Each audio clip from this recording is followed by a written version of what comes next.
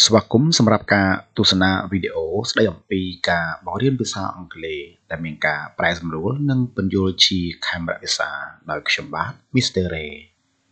សូមជួយ Subscribe ដើម្បីទទួលបានវីដេអូល្អៗស្ដីអំពីការរៀនភាសាអង់គ្លេសដែលឥតគិតថ្លៃ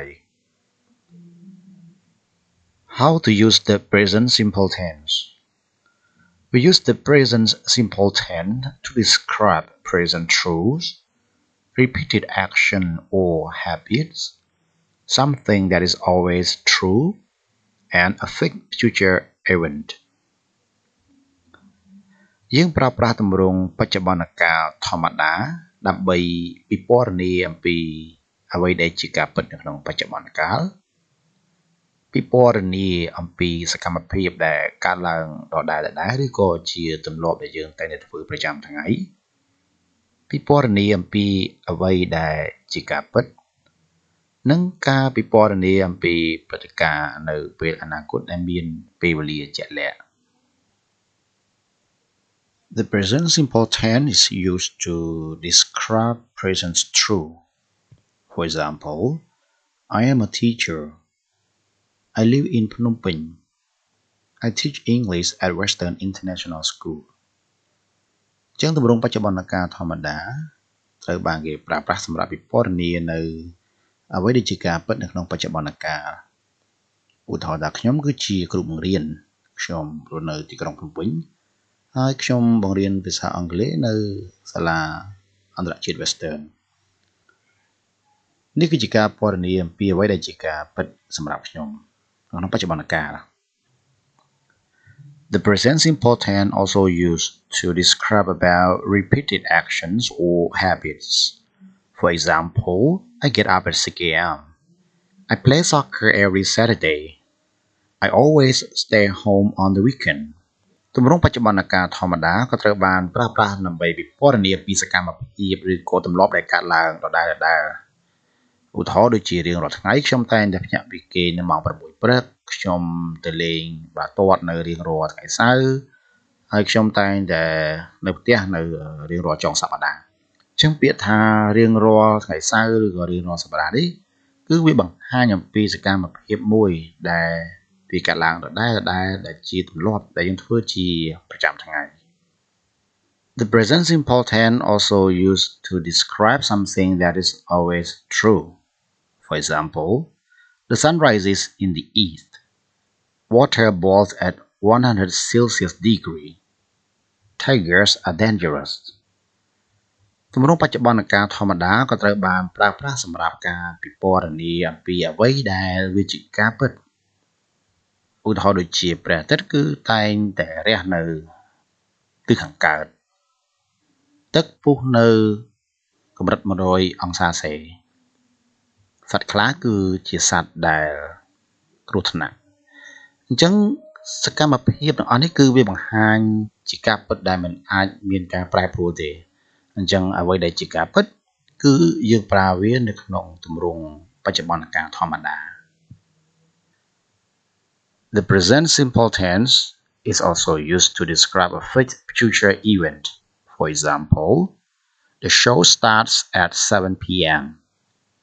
The bus leaves at 10 a.m. The train arrives at 2 p.m. ចឹងទម្រង់បច្ចុប្បន្នកាលធម្មតាក៏គេប្រើប្រាស់សម្រាប់ពិពណ៌នាអំពីព្រឹត្តិការណ៍ដែលវាមានពេលវេលាជាក់លាក់វាជា schedule ដែលត្រូវបានគេកំណត់ជាក់លាក់រួចទៅហើយឧទាហរណ៍ដូចជាការសម្ដែងនឹងចាប់ផ្ដើមនៅម៉ោង 7 អញ្ចឹងម៉ោង 7 គឺចាប់ផ្ដើមហើយ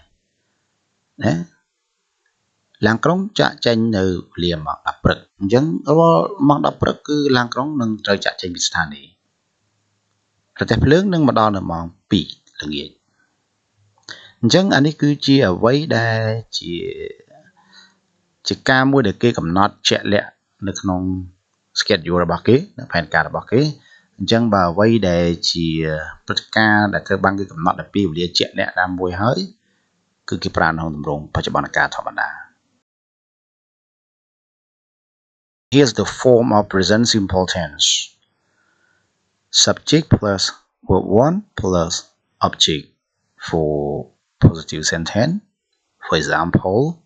I am a teacher. Subject plus verb 1 plus not plus object for negative. For example, he is not a teacher. Do or does plus subject plus verb 1 or object for question. Do you go home? Does she go home?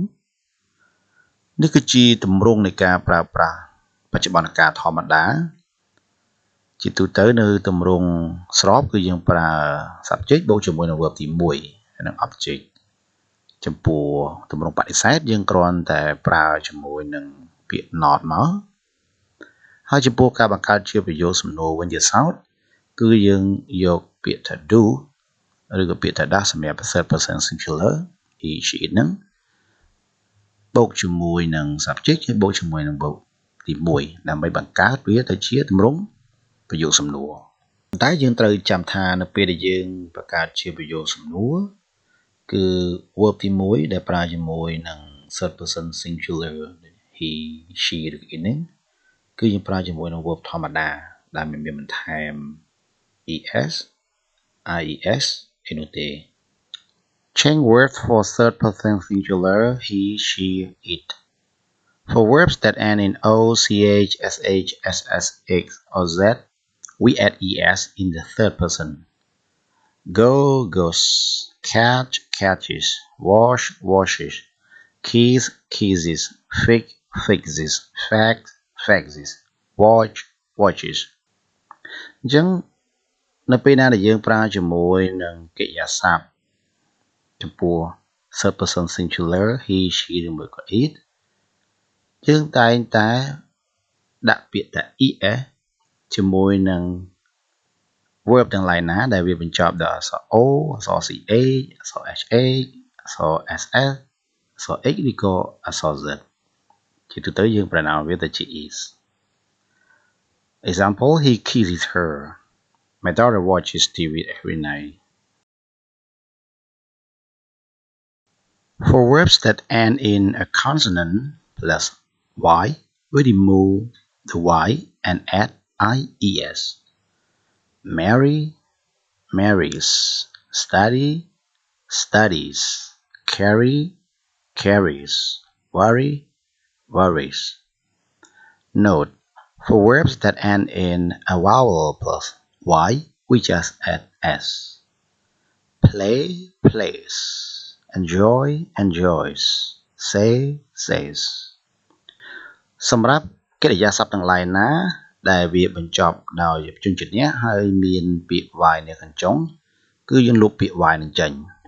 បន្ទាប់មកយើងបន្ថែមឲ្យពាក្យថា i e ហើយនឹង s ណាហើយចំពោះកិរិយាសព្ទទាំងឡាយណាដែលវាបញ្ចប់ដោយស្រៈហើយមានជាមួយនឹងអក្សរ y នៅខាងចុងយើងគ្រាន់តែបន្ថែមអក្សរ s នៅខាងចុងជាការស្រេចសូមបញ្ជាក់ថាការផ្លាស់ប្ដូរកិរិយាសព្ទដែលមានថែម s ថែម ies ឬមួយក៏ es នេះគឺគេប្រើបានចំពោះតែប្រធានបទណាប្រធានបទគឺជា subject ហ្នឹងដែលជា third person singular he she ឬក៏ it តែប៉ុណ្ណោះ